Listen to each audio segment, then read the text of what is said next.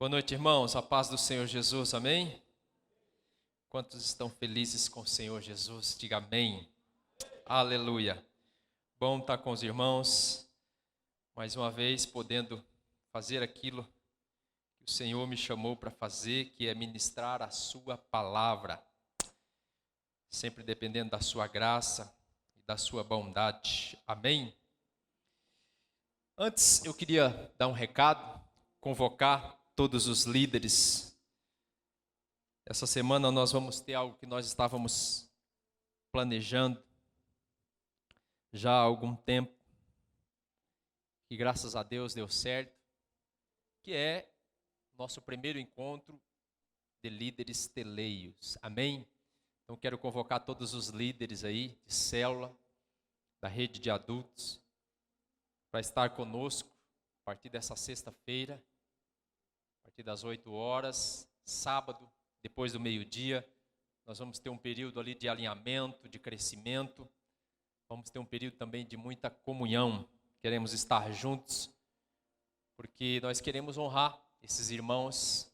Entendemos que Deus os chamou, há uma unção sobre a vida deles. Mas também entendemos que é o nosso papel como pastores capacitá-los, dar a eles as ferramentas espirituais para que eles possam exercer o seu ministério. Então esteja conosco, prepara a sua picanha, não dependa da picanha, né, de outros, para estarmos juntos em nome de Jesus. Será um tempo precioso. Amém?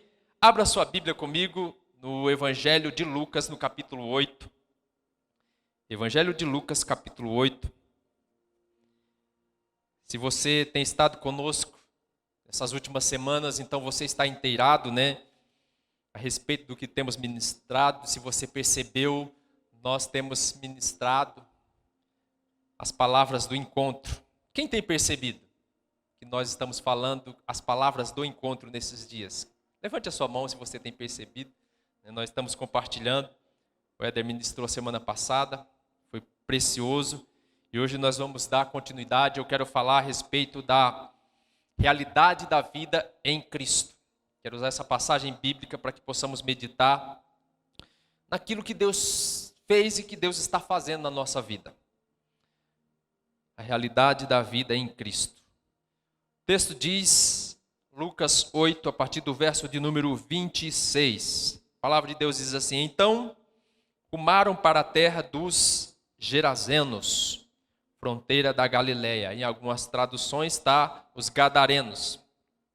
Logo ao desembarcar, veio da cidade ao seu encontro um homem possesso de demônios, que havia muito não se vestia, nem habitava em casa alguma, porém vivia nos sepulcros ou nos cemitérios.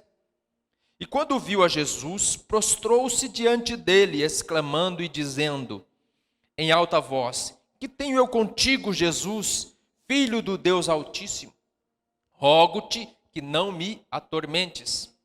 Porque Jesus ordenara ao espírito imundo que saíra do homem, pois muitas vezes se apoderara dele, e embora procurassem conservá-lo preso com cadeias e grilhões, tudo ele despedaçava, e era impelido pelo demônio para o deserto. Perguntou-lhe Jesus: Qual é o teu nome? Respondeu ele: Legião, porque tinha entrado nele muitos demônios. Um detalhe aqui, irmãos, a legião é um termo usado, extraído do exército romano. No exército romano, uma legião era composta de milhares de soldados. Alguns dizem que era no mínimo 3.000 soldados. Então essa era a quantidade de espíritos malignos que tinha naquele homem. Rogavam-lhe então que mandasse sair, rogaram-lhe que não os mandasse sair para o abismo. Ora, andava ali pastando no monte uma grande manada de porcos.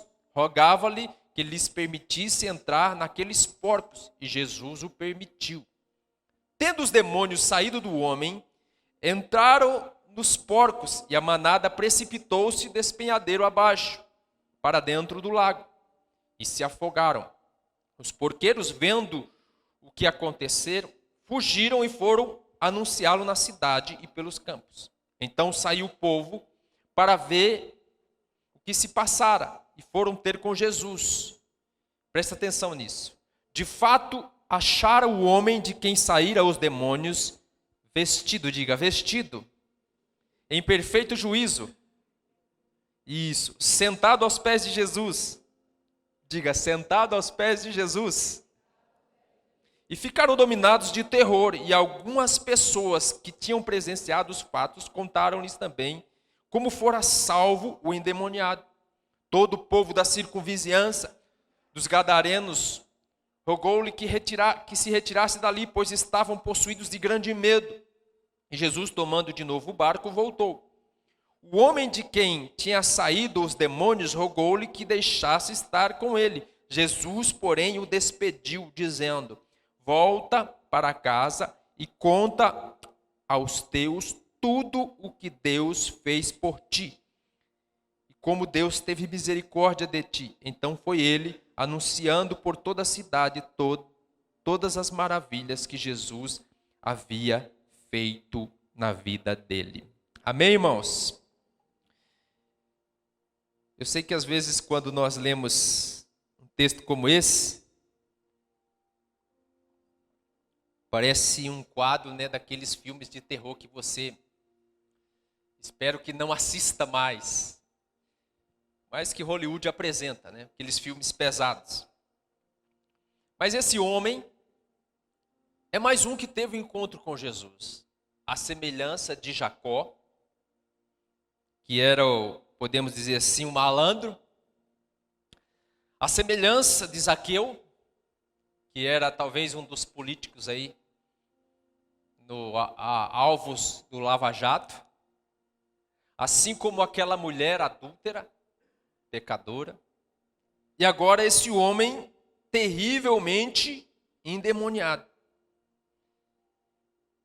Nós aprendemos que parece que Jesus, né, ele tem uma quedinha, como diz lá na minha terra, né? Tem uma quedinha pelos camaradas que são aqueles homens desmantelados, né? Da vida torta, que são os piores, que são os improváveis. Se você está aqui por algum momento, algum dia da sua vida, você se sentiu assim, improvável, como sendo o pior, está aí o motivo porque o Senhor te escolheu, porque Deus tem preferência por esses, o Senhor ama esses. Aqui Jesus e seus discípulos, eles estão fazendo a sua primeira, podemos dizer assim, a sua primeira incursão, primeira viagem missionária. Para que você entenda isso, eu quero exemplificar. Então imagine que Jesus está ali na região da Galileia, de um dos lados do mar da Galileia. Então de um dos lados do mar da Galileia, vamos usar aqui como do meu lado direito, do mar da Galileia, você tem algumas regiões ali conhecidas, tipicamente judaicas, do povo judeu. Então você vai ter as regiões ali onde foi a grande parte, onde Jesus fez os seus maiores milagres, onde Jesus desempenhou o seu ministério, que é a região dos judeus. Ali você vai ter, né, a cidade de Nazaré, de Belém, a cidade de Cafarnaum, aquelas cidades mais mencionadas na palavra de Deus. E aí Jesus chama os discípulos para atravessar o mar da Galileia e ir para o outro lado, que aqui é uma cidade chamada Gadara, mas que junto a essa cidade havia outras 9 cidades de um povo que era um povo ímpio, que eram os gentios, era um povo pagão que não conhecia a Deus. E aí Jesus pega os seus discípulos e fala assim: olha, agora o ministério aqui está indo bem, está fluindo, mas nós precisamos avançar. Nós precisamos ir mais longe, precisamos alcançar outras pessoas. Era como se Jesus estivesse dizendo assim. Para os judeus isso era assim meio que inaceitável, porque era até meio que perigoso. E os judeus tinham um certo preconceito com o povo gentil. Mas Jesus coloca os discípulos no barco, entra com eles e atravessa o mar e chega lá do outro lado para encontrar esse homem que estava terrivelmente possuído por demônios. Agora, eu quero que você entenda aqui e você visualize a cena. Porque, pelo que nós lemos no texto, esse homem era um homem muito agressivo.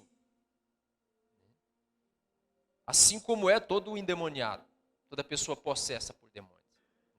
Alguns historiadores dizem que pelo fato dele andar nu, isso é uma linguagem que aponta para alguém que abusava sexualmente de outras pessoas.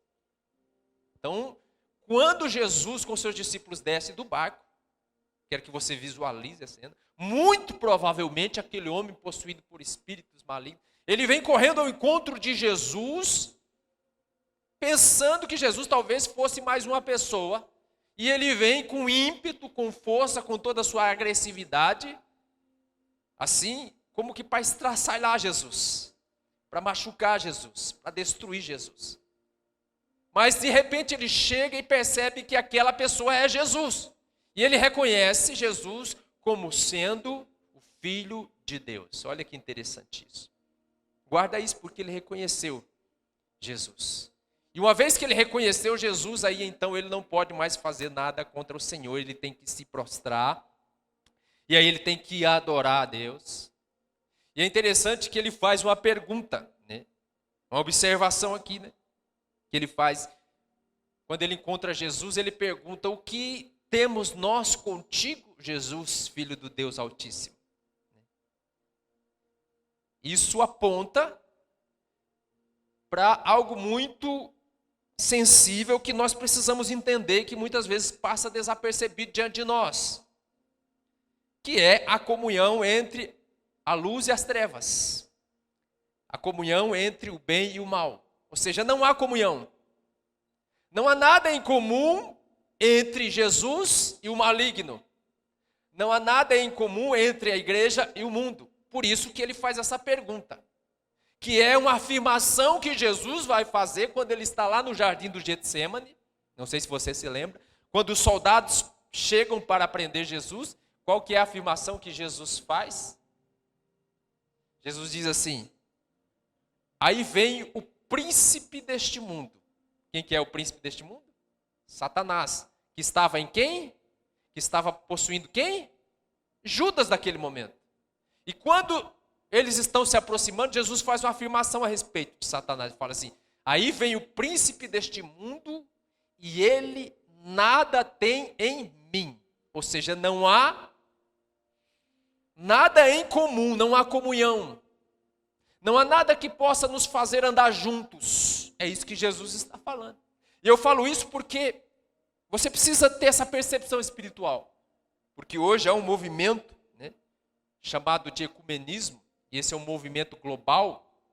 E a ideia é que Satanás está por trás disso para juntar todas as religiões e dizendo, né, que todas as religiões, né, servem a um só Deus. Mas essa não é a verdade. Não há comunhão entre nós e o mundo. Até porque o cristianismo não é mais uma religião. Amém, irmãos? Então isso é importante que nós entendamos isso. Mas eu quero que nós usemos esse texto hoje como identificação e como um tipo daquilo que Jesus fez e está fazendo na nossa vida. Porque aquilo que aconteceu de maneira literal na vida daquele homem, aconteceu de maneira espiritual na nossa vida. Talvez você não conheceu Jesus num quadro tão terrível espiritualmente, ou seja, não havia sobre a sua vida uma legião de demônios. Mas não é por isso que a obra que Jesus fez na sua vida é menor do que aquela que Jesus fez na vida desse homem. Quantos estão me entendendo? Diga amém. Então a primeira coisa que eu quero chamar a sua atenção é que o texto, quando nós olhamos para esse texto, o texto diz que Jesus, ao encontrar-se com aquele homem, a primeira coisa que Jesus faz na vida daquele homem é tirar algo da vida dele, é extrair algo da vida dele. Jesus o faz quando expulsa dele os demônios, quando expele dele aqueles espíritos malignos. Jesus falou isso a respeito de batalha espiritual lá em Marcos capítulo 3, que Jesus diz assim: olha, ninguém pode, 3:27, ninguém pode entrar na casa do valente para roubar-lhes os bens sem primeiro amarrá-lo e só então lhe saquear a casa. Por que eu estou falando isso? Porque a dinâmica da salvação na nossa vida, a obra de redenção que Jesus está realizando na nossa vida, sempre vai envolver um aspecto negativo e um aspecto positivo. O negativo porque quando nós temos um encontro com Deus, o Senhor vai primeiro tirar coisas de nós, coisas ruins da nossa vida. O Senhor vai extrair coisas malignas. Quando Jacó encontrou com Deus, a primeira coisa que ele fez foi tirar o nome antigo para dar-lhe um nome novo. Quando nós encontramos com Cristo, a primeira coisa que Deus faz na nossa vida é tirar de nós o nosso pecado. Esse é o aspecto negativo. Ele está tirando coisas da nossa vida. Só que tem um aspecto positivo. Uma vez que o Senhor tira, como o próprio Éder ministrou a semana passada, o processo de libertação, agora Cristo começa a acrescentar. Esse é o aspecto positivo da nossa salvação. Uma vez que o Senhor tirou, agora Ele começa a acrescentar coisas divinas e eternas na nossa vida. Ele nos dá o seu Espírito Santo. Ele acrescenta dons na nossa vida. Ele nos dá a sua justiça. Então a primeira coisa que nós aprendemos é que a nossa salvação, a nossa transformação tem esse aspecto do negativo e do positivo. Eu estou falando isso porque existe uma certa falácia, né, de que Jesus aceita todo mundo de qualquer jeito, né, e que o Senhor, você não precisa mudar, você precisa apenas ser quem você é. Mas isso não é verdade. Não é isso que a palavra ensina.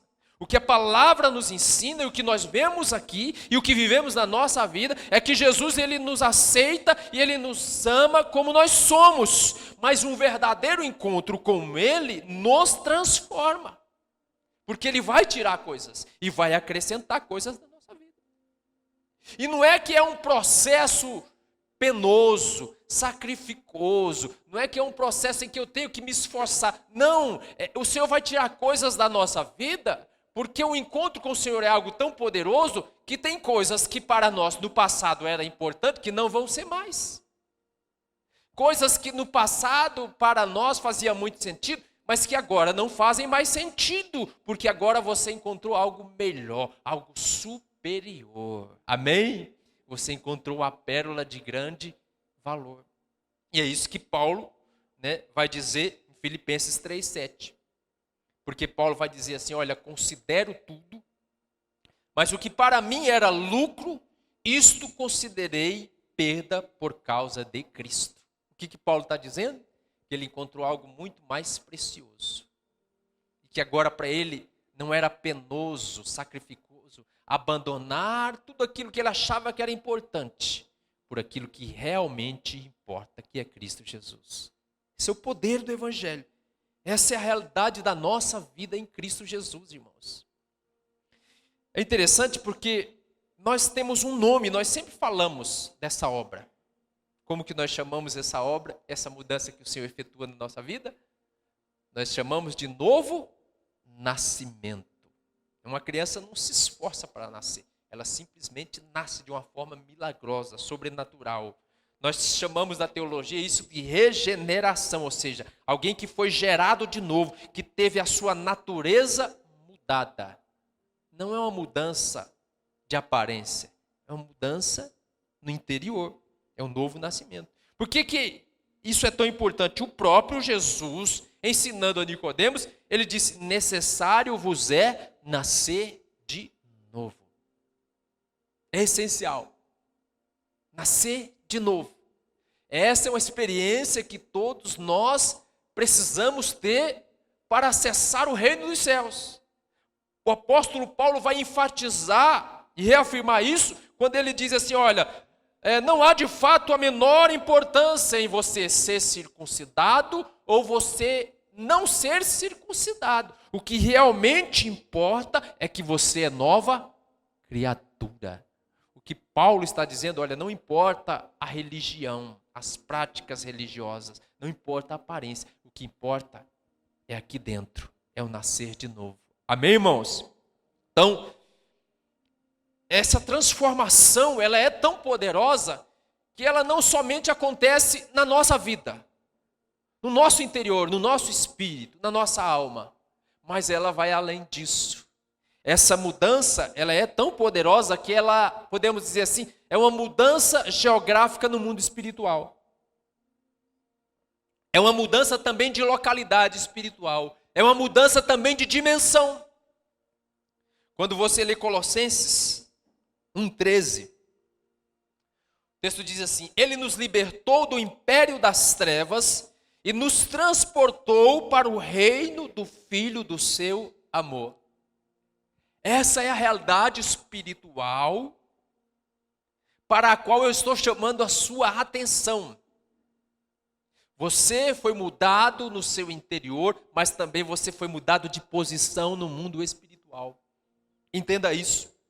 É uma mudança, podemos dizer assim, territorial. Você agora tem um novo endereço. Então, quem nasceu de novo tem um novo endereço. Quem nasceu de novo tem raiz, tem vínculo. Então é assim, ir à igreja não te salva. É uma grande verdade. Mas o lugar que você frequenta revela o que você busca. Quem está me entendendo, diga amém. Se você vai ao shopping, você vai por um motivo. Você está buscando algo. Se você vai a um estádio, você vai porque você está buscando algo. Então revela aquilo que você busca. Então, quem nasceu de novo vai ter uma família. E essa família deve ser a igreja mais próxima da sua Bíblia. Ainda que seja mais distante da sua casa e das suas preferências. Quem entendeu, diga amém. Vou repetir. O seu endereço agora é a Bíblia é a igreja mais próxima da sua Bíblia. Da verdade da palavra, ainda que contrarie as suas preferências e que seja distante da sua casa. Esse é o endereço de todo crente, a casa de Deus, a família da fé. Amém, irmãos? Então é importante nós entendermos isso, que houve essa mudança. E é nesse contexto espiritual que nós estamos inseridos. Porque o que eu percebo é que parece que ainda não caiu a ficha na vida de muitos crentes. Ele não entendeu o reino do qual ele faz parte, o contexto no qual ele está inserido e qual a sua real identidade. Quando nós caminhamos no texto, nós olhamos e vemos que Jesus, quando encontra aquele homem, e as pessoas vêm olhar o que aconteceu na vida daquele homem, o texto diz que aquele homem foi encontrado assentado aos pés de Jesus. Todos concordam? Que é isso que o texto diz? No verso 5, nós lemos, a Bíblia diz que aquele homem ele vivia perambulando pelo deserto, pelos sepulcros, ele não tinha um lugar certo, ele vivia uma vida atribulada, ele não tinha um endereço, ele não tinha paz, ele não tinha sossego. Mas agora, ao ser liberto por Cristo, ao ter um encontro com Cristo, a sua realidade muda. Agora ele é alguém que está assentado. Quando nós olhamos para a palavra de Deus, assentar-se é um eufemismo, ou seja, é uma linguagem que é usada para apontar e significar descanso, significar paz, significar tranquilidade. Então, todas as vezes que, ou na maioria das vezes que você vê a palavra assentado, está falando a respeito de descanso, de paz, de tranquilidade. Porque descansar é um princípio poderoso na palavra de Deus. Quando nós olhamos para a palavra de Deus, Gênesis, e nós tomamos Gênesis para interpretar a Bíblia, como aquilo que é a primeira menção, é uma regra. E a primeira menção dessa palavra diz que quando Deus realizou toda a sua criação no sexto dia, no sétimo ele descansou. Se você for ver no original, é o mesmo que sentar-se. Descansou da sua obra. Jesus, a palavra de Deus diz que ao concluir a sua obra de redenção, de salvação, assentou-se à direita de Deus. Jesus disse que esse era o destino dele, para isso ele veio. Lucas 22, 69, se puder projetar. Desde agora estará sentado o Filho do Homem à direita do Todo-Poderoso Deus.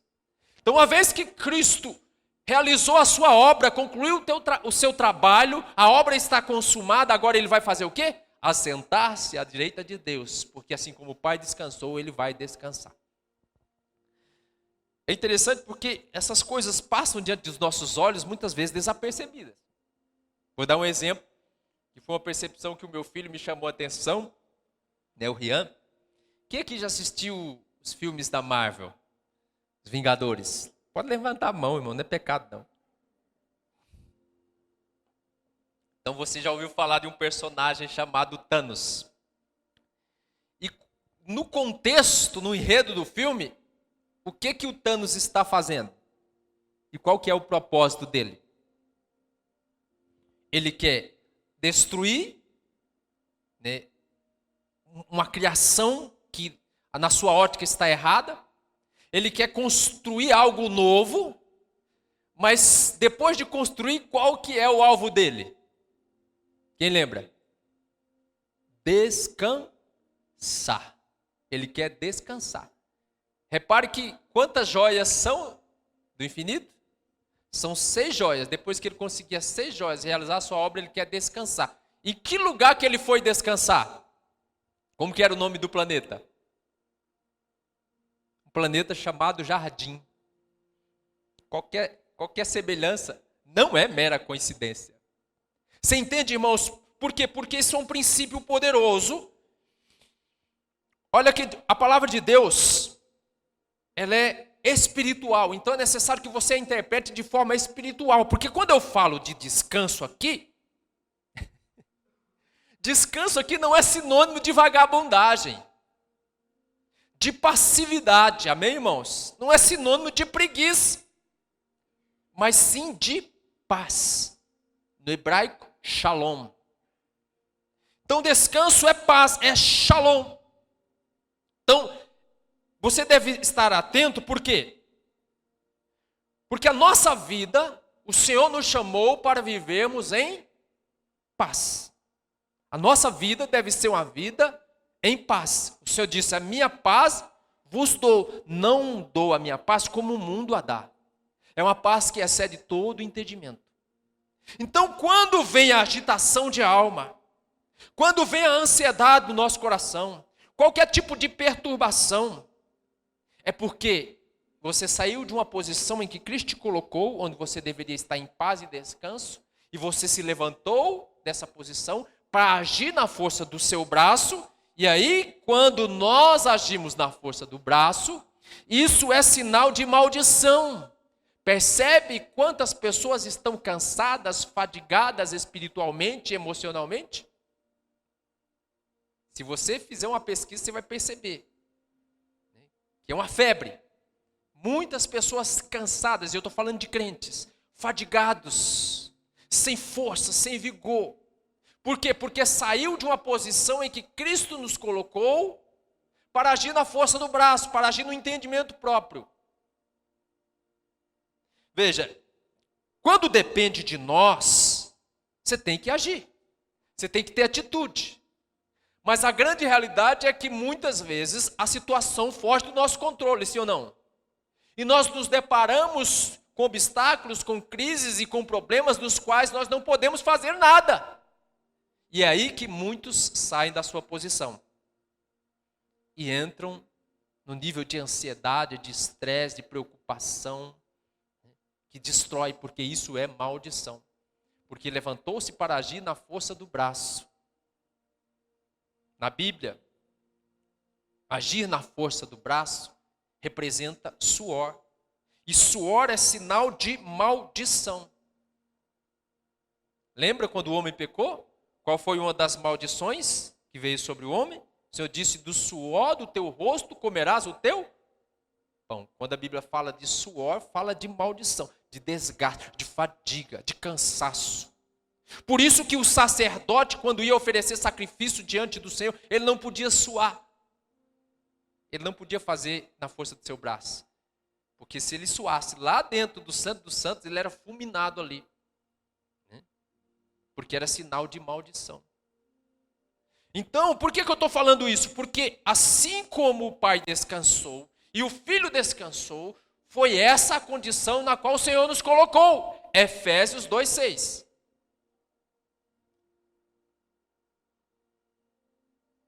Efésios 2:6. E juntamente com ele nos ressuscitou. E nos fez o quê? Assentar nos lugares celestiais em Cristo Jesus. Então nós temos um lugar nas regiões celestiais em Cristo. E qual que é a posição que nós devemos estar no mundo espiritual? Qual que é? Assentado. Isso quer dizer uma vida de descanso, uma vida de paz. Perdeu a paz? Para. Agitou o coração, veio a perturbação? Para, porque você precisa voltar a ter paz. O Senhor nos chamou para vivermos em paz. Mas quantos crentes têm atribulado? E os ímpios olham para a vida do crente, isso é um mau testemunho, e falam assim, não, para ser crente atribulado desse jeito, não quero não. Então, essa é a realidade para a qual o Senhor nos chamou. Então, meu propósito aqui é que você viva essa realidade, você tome posse, você entre nessa terra prometida que o Senhor nos chamou para vivermos, amém, irmãos? Muitas vezes, nós estamos agindo na força do braço, quando o que Deus mais quer é que você aquiete-se.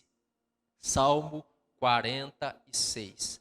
Aquietai-vos e sabei que eu sou Deus. Então lá na minha casa, com a minha esposa, a gente tem uma regra. É sempre assim que a gente age. Então naquilo que depende de nós, que nós precisamos fazer, que nós precisamos agir, nós vamos e fazemos. Mas quando a situação perde o controle, foge da nossa alçada, foge do nosso domínio, e eu percebo que o nosso coração está começando a ficar preocupado, ficar ansioso, o que nós fazemos? Nós oramos ao Senhor, nós entregamos a situação e entramos no descanso do Senhor. Às vezes eu falo para minha esposa, vamos sentar e vamos ver o que o Senhor vai fazer, vamos assistir, porque a bênção vai ser grande. Quando o problema se agiganta, eu falo para ela, vamos preparar porque a bênção vai ser grande. Entrar no descanso, isso é um exercício que temos que fazer. Hebreus diz, esforçai-vos para entrar no descanso. Parece uma contradição, esforce-se para descansar. Sim, porque o nosso coração tende à agitação, à perturbação, à ansiedade. Então esforce-se para viver na posição em que Cristo te colocou, no descanso. Amém, irmãos? O Senhor quer que você saia daqui leve, solto, alegre, em paz. Amém?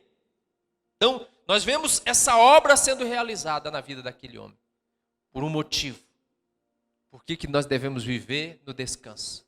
Isaías diz, quem é como o nosso Deus, que trabalha para aquele que nele espera, para aquele que nele confia. Quando você sai da posição, se levanta para trabalhar, Deus não pode fazer nada.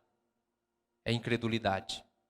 Mas quando você senta-se, aquieta o seu coração e confia, Deus se levanta em seu favor.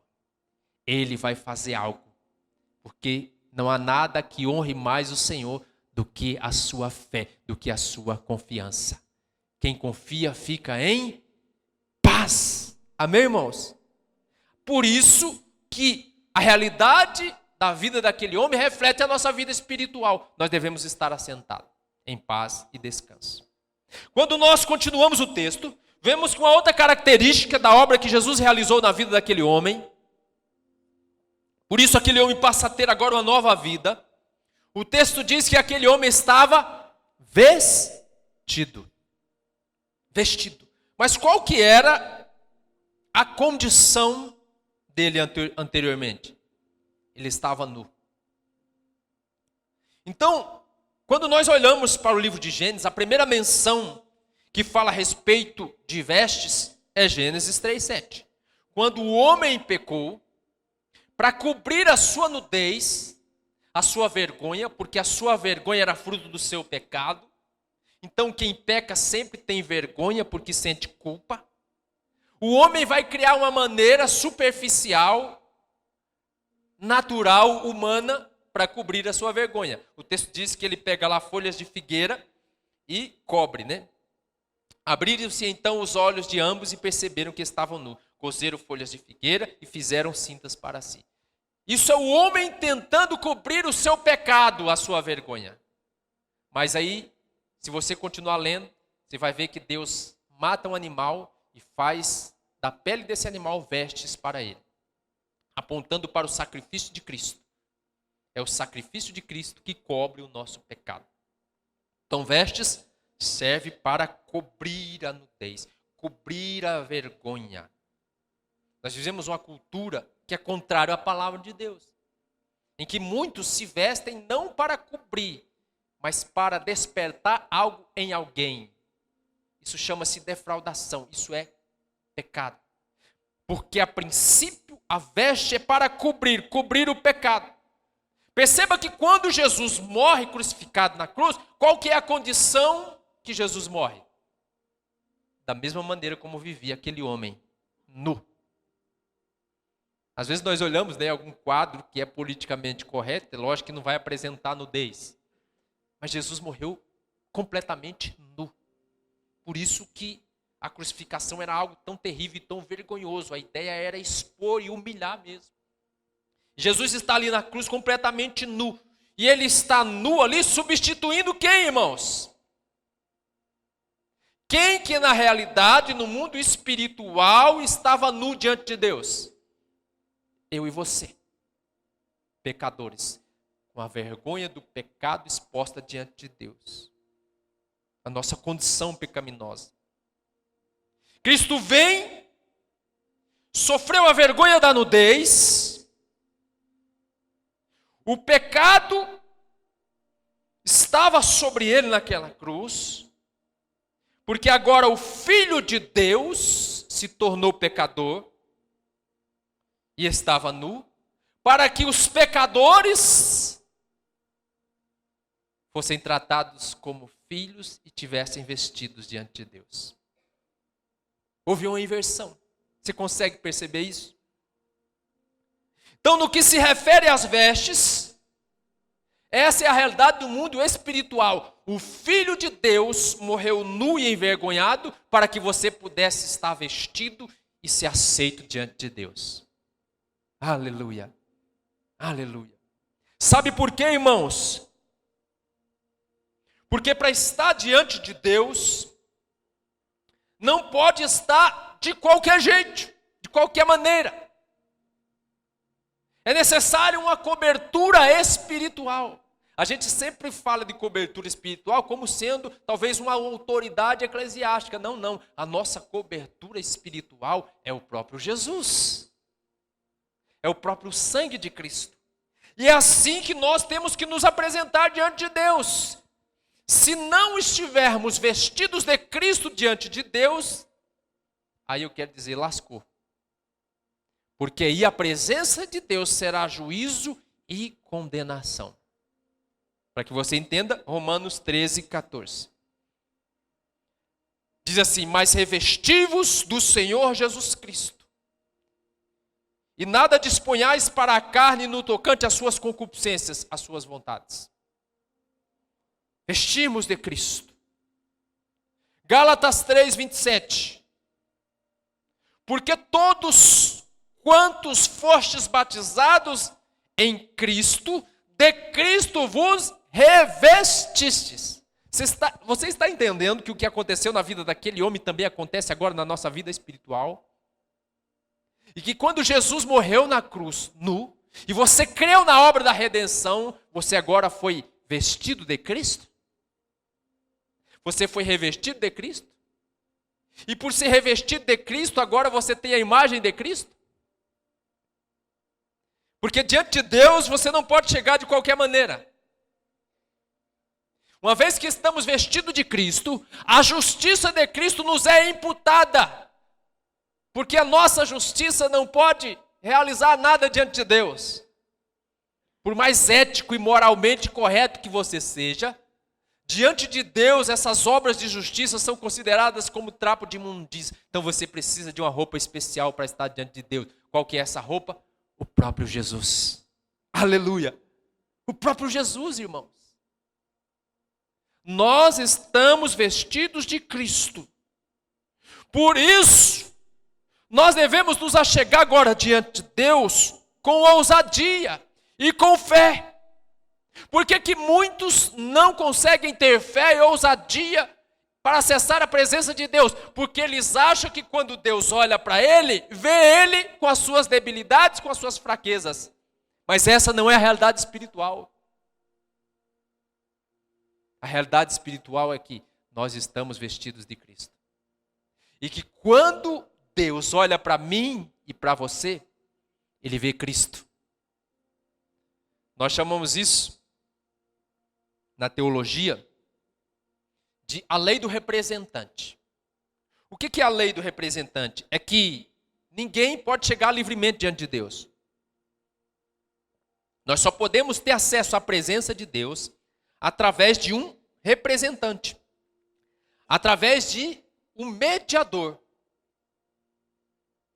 Nós achamos muitas vezes que a aliança que Deus tem é conosco, é comigo e com você. Quantos pensam assim? Levanta a mão. Mas não é a realidade da palavra de Deus. Deus não tem uma aliança comigo e com você. Desculpe. A aliança de Deus Pai é com o seu Filho Jesus. Por quê? Porque a única vez que Deus fez uma aliança com o homem lá no Antigo Testamento, o que aconteceu com essa aliança? Vamos entender o que é uma aliança. O que é uma aliança?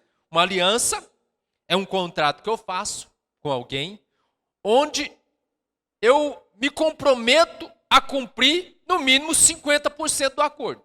Eu faço um contrato e eu me comprometo a cumprir 50% e você 50%. Foi essa aliança de Deus com o homem no Antigo Testamento. O que aconteceu? Deus cumpriu a sua aliança, irmãos? Sim, mas e o homem cumpriu? Não, o homem nunca conseguiu cumprir a aliança. Aí vem Deus e faz uma aliança com o seu Filho Jesus, está lá escrito em Gênesis capítulo 12 até o capítulo 15, a aliança de Deus com Abraão. Mas se você olhar para o texto, né, não tem nenhum momento em que Deus está fazendo uma aliança com Abraão. A aliança de Deus é entre o pai e o filho ali. Abraão está dormindo o tempo inteiro. Então a aliança de Deus é entre o pai e o filho. Mas como Abraão foi justificado pela fé porque creu na promessa do filho, ele passou a ser participante então da aliança por meio de Cristo.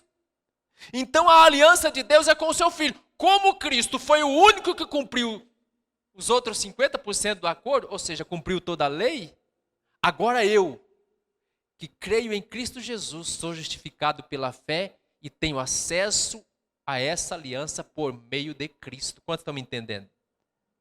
Amém? Então a aliança é com Deus e com seu Filho Jesus. Mas de quem que você está vestido agora?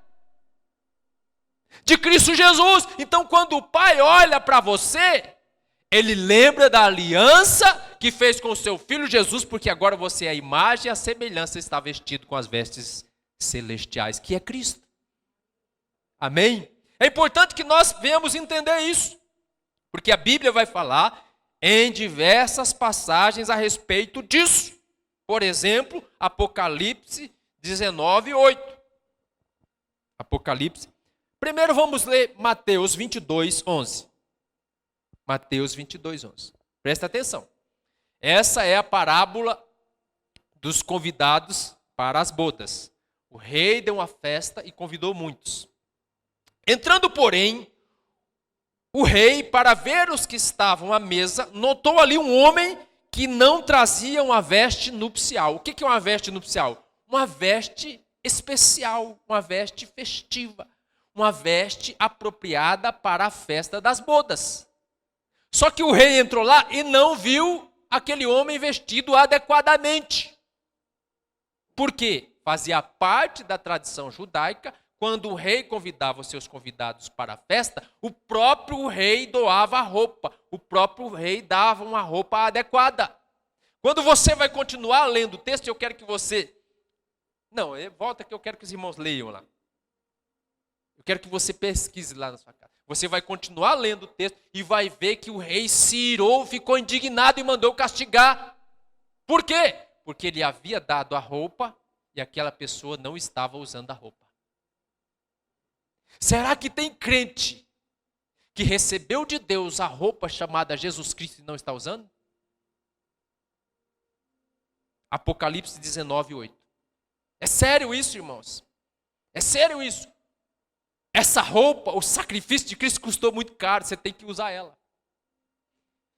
Pois lhe foi dado vestir-se de linho fino. Repare aqui, que não foi uma roupa que você fez, não é algo que você construiu, não é boas obras. Não, a roupa foi lhe dada. O texto diz, é claro, foi dado para você vestir-se com uma roupa de linho finíssimo, resplandecente e puro, porque o linho finíssimo são os atos de justiça dos santos. Quais são os atos de justiça dos santos? Você tem alguma justiça, irmão? Não, a justiça que nós temos é aquela que nos foi dada, que nos foi imputada por meio da fé em Cristo Jesus. Ah, mas eu tenho boas obras. Sim, você realiza boas obras. Mas as obras que você realiza por meio de Cristo Jesus. Por meio da justiça de Cristo Jesus. A Bíblia diz que nós não realizamos obras, nós apenas caminhamos nas obras que desde os princípios Deus realizou. E nós andamos nela. Então, essas vestes apontam para Cristo Jesus. Mas é necessário tomarmos posse disso no mundo espiritual. E entrarmos com ousadia diante de Deus. Quando você ora, Jesus ora diante de Deus. Quando você prega, é como se fosse o próprio Jesus pregando. Quando você adora, é como se fosse o próprio Jesus adorando. Você entende a realidade, o poder disso, irmãos? Isso faz com que a nossa prática de vida espiritual ganhe um outro significado. Muito mais poderoso, porque agora você tem ousadia de acessar as promessas de Deus. Então você está vestido. Vira para o irmão que está do lado assim, as suas vestes são lindas. É Jesus.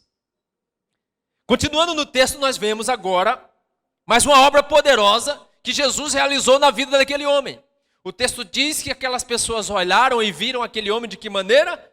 No seu juízo, algumas traduções no seu juízo perfeito. Ou seja, mentalmente saudável. E o que diz a palavra de Deus em Romanos 12, 2? Romanos 12, 2. 12, aí está 11. Romanos 12, 2. E não vos conformeis com este século, mas transformai-vos pela renovação da vossa mente, para que experimenteis qual seja a boa, agradável e perfeita vontade de Deus. Você entende que assim como aquele homem teve a sua mente totalmente restaurada, essa é a obra que o Espírito de Deus está fazendo na nossa vida hoje, renovando a nossa mente, restaurando a nossa mente. Por quê, irmãos? Porque o homem ímpio, sem Deus, por causa do pecado, a sua mente se tornou-se débil.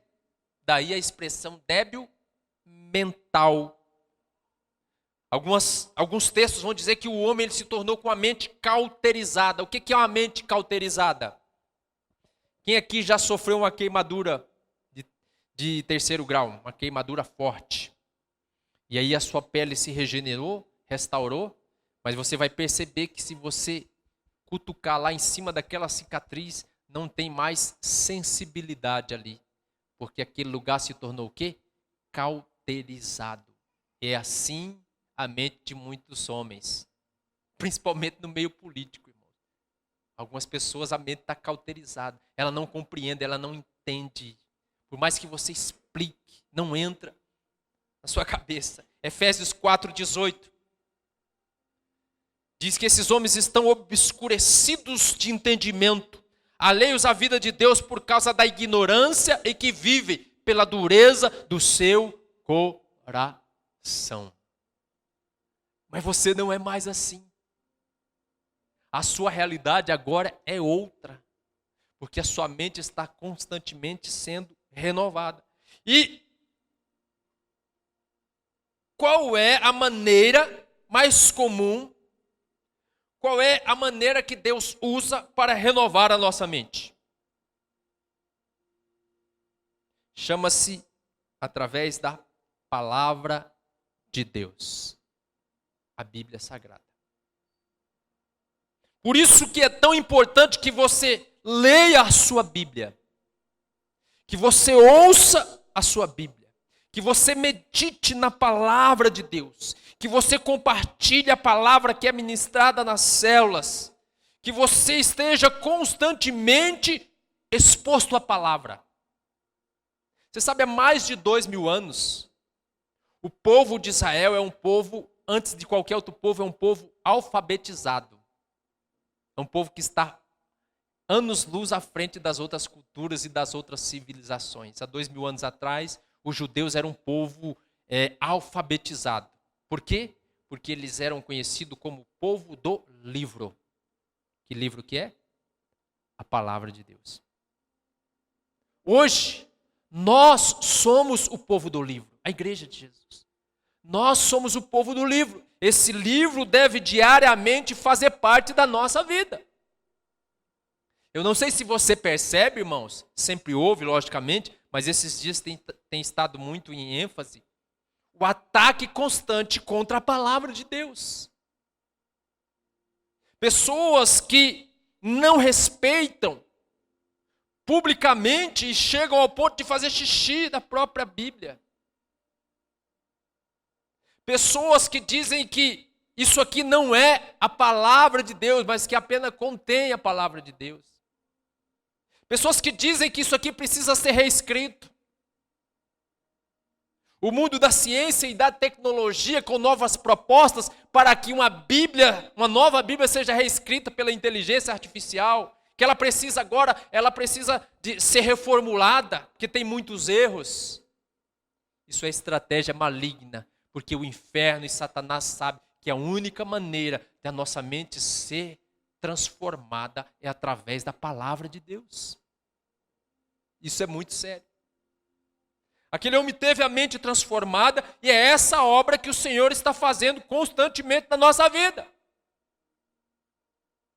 Mas por conta da pouca exposição à palavra de Deus, porque os crentes não conseguem ler e entender a palavra de Deus, porque os crentes estão distantes da palavra de Deus, muitos não conseguem ter uma mente sã, uma mente clara, uma mente forte, não conseguem ter uma mentalidade, um pensamento coerente com o Evangelho. E muitos têm uma consciência fraca. Hebreus 10, 22, o escritor fala a respeito disso. Aproximemo-nos com sincero coração, em plena certeza de fé, tendo o coração purificado da má consciência e lavado o corpo com água limpa. Ele está escrevendo para crentes, porque tem crentes com uma consciência fraca, uma má consciência. O que é uma pessoa que tem uma má consciência? É que ela está constantemente debaixo de um sentimento de culpa, de condenação, sentimento de reprovação, sentimento de inferioridade. Isso é uma mente, uma consciência fraca. Não é uma consciência de quem é filho. Não é uma consciência de quem é amado. Não é uma consciência de quem é herdeiro. Não é uma consciência de alguém que sabe e conhece por experiência as realidades e as transformações do mundo espiritual na sua própria experiência como cristão.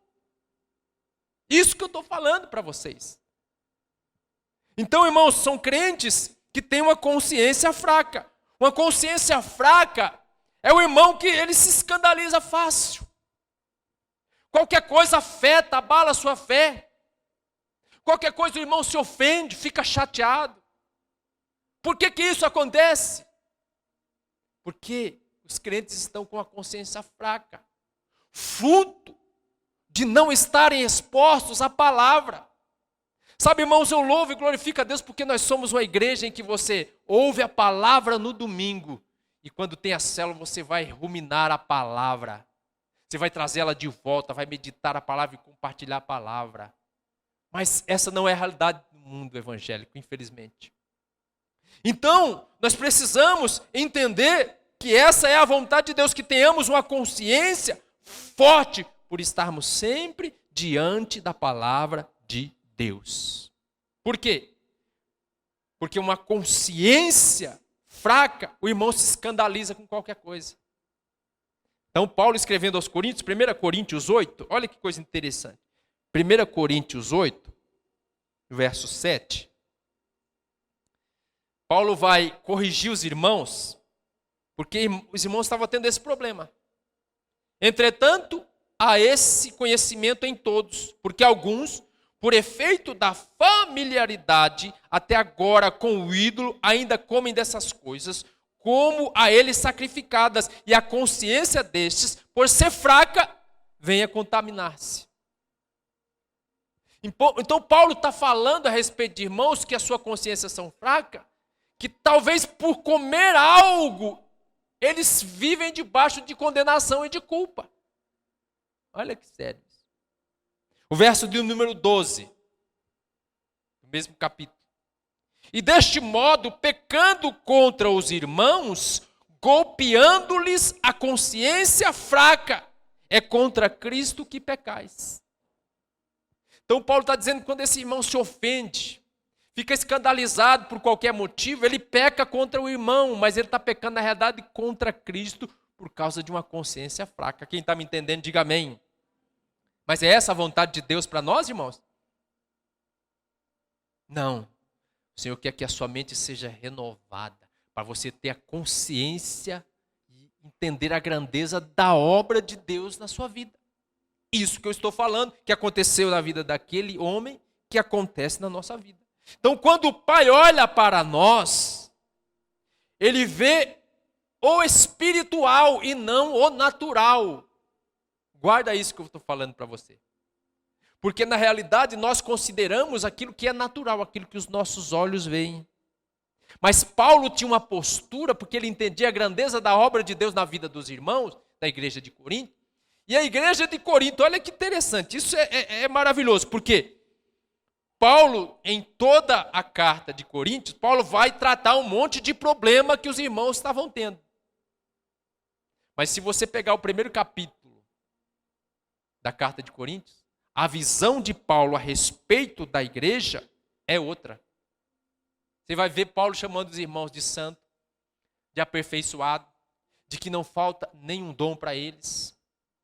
Por quê? Porque Paulo, ele não via o natural, ele olhava a obra espiritual que Deus havia feito na vida dos irmãos. E é esse olhar que nós devemos ter. Que muitas vezes nós olhamos a falha do irmão, o defeito do irmão, nós olhamos para aquilo que Deus ainda não fez na vida do irmão e esquecemos daquilo que Deus já fez.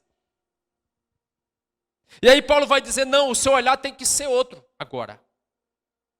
Porque a sua vida foi transformada e a vida dos nossos irmãos também estão sendo transformadas. Então você tem que ter um olhar superior, mais elevado em relação a você e a sua identidade, em relação ao mundo espiritual. Mas você também deve ter um olhar superior e espiritual em relação aos seus irmãos, a família da fé. Por isso que ele escreve 2 Coríntios 5,16. Olha o que Paulo vai dizer, irmãos, presta atenção. Assim que nós, daqui por diante, a ninguém conhecemos segundo a carne. E se antes conhecemos Cristo segundo a carne, já agora não o conhecemos deste modo. O que Paulo está dizendo aqui? Está dizendo que quando eu olho para a vida do irmão, eu não vou me apegar àquilo que é negativo na vida do irmão, mas aquilo que é positivo. E entender que aquele que começou a boa obra, ele é fiel para terminar. E que o meu olhar para a vida do irmão deve ser um olhar de quem está olhando para o irmão e está dizendo, Deus está fazendo algo poderoso. Talvez não chegou à perfeição ainda, mas Deus está realizando. Então eu não vou me apegar àquilo que são as suas falhas, as suas debilidades, as suas fraquezas morais. Eu vou me apegar àquilo que o Senhor está fazendo e realizando, porque a obra dele é poderosa. A obra dele é grandiosa e é espiritual, e muitas vezes nós não enxergamos isso. Quantos estão me entendendo, diga amém. Então, essa é a realidade do mundo espiritual.